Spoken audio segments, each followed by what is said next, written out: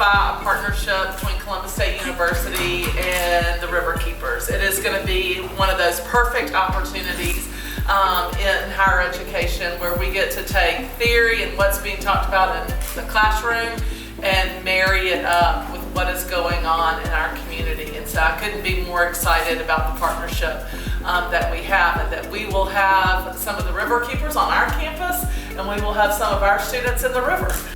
This opportunity, this partnership it's about working with students, giving them real world experience. I think that's the thing we're most excited about. This relationship that we're going to have with a partnership we're having with Chattahoochee Riverkeepers will embed us even more deeply into that type of experiential learning. And so we're very, very excited about having the lab here on campus. In partnership with the Chattahoochee Riverkeeper and informing the Chattahoochee Riverkeeper of what's going on with particular fish in the channels that we have around here.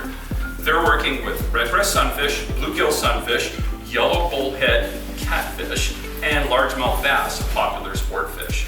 And really allowing them the opportunity to get out there, get their hands dirty, and then come into the lab and get their hands clean, right? Before they do the lab work, it's just a really beautiful